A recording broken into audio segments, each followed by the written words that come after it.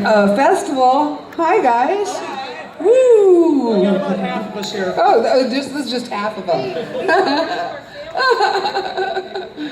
Oh, what's your name? I'm Becky. I was a keyboard player for the group, and it was just an honor to play with them throughout the years. Being in a road band with a bunch of guys, they always protected me over the years. My best road story is we went in a roadhouse.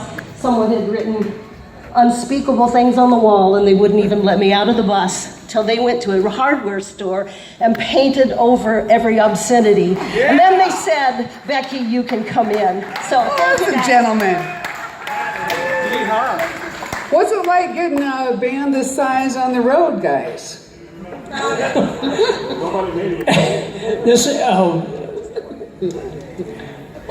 I'll tell you, this band, would you repeat the question? I was just wondering how you get, they use that term, herding cats. How do you get everybody going in the same direction when you got this many players? We had what we called festival time, because if we said we had to leave by 9 o'clock, well, we wouldn't leave until 11:30 by the time we got everybody together. So we had our own timing. We would say, okay, we gotta be in the bus by 7 in the morning. Gotta be there. We'd get out about 9:30, 10. It worked every time. Just change the clock. Tell them to start early. Are you guys still playing? Not as a group. Not as a group. It's been 18 years. 18 years. Wow, but you're all here. Yes, we're all here. And have them stand up. The rest of our family is in the audience. There's other family members here. It's all one big festival family. Let's give it up for Festival, everybody. They've traveled from far and wide, and they're all here. We couldn't have done it without the support group we had back in Missouri. They did everything. They booked the band, they made the costumes, they did it all. And they kept us able to be out there on the road doing it for our fans. And how much fun. Don, you want to say something here? You were just talking about personal experiences. Oh, yeah. Everyone here knew I was a history nut. And so everywhere we traveled, we would stop like at Little Bighorn, the Alamo, Gettysburg, and I would give tours. And one of the most fun days I ever had was going to Gettysburg. They dropped me off on the Confederate side, and a good friend of ours, Jungle Jim Gano, who was here earlier, he and I walked Pickett's Charge. And then the bus drove around and picked us up on the Union side. And that's something I'll never forget. Wow. You guys had some fabulous experiences playing on big carriers and all that kind of stuff. Wow. Amazing. Hey. Oh, here.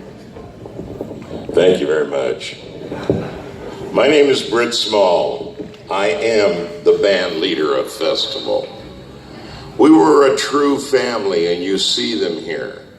They all came to be together. From 73 to 2000, we traveled in a 1954 Greyhound Scenic Cruiser bus. In fact, in 1981, we had riders in the sky sleeping in our bays, in the equipment bays. That was South Dakota State Fair. I think we should tell them about the time we tried to fit about 15, well, there were only 6 or 7 of us all in that little bathroom, and it was 3 of the biggest guys in the group. It was hilarious. Don't you remember that? Good Lord. I want to tell you something for sure, because I know we got a bunch of veterans in the audience out there. I was the only veteran in the band. And in 1982, this band took me to Washington, D.C. for the dedication of the Vietnam Veterans Memorial.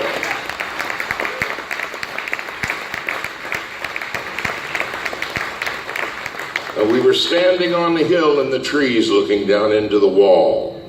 There were about 10,000 very angry Vietnam veterans.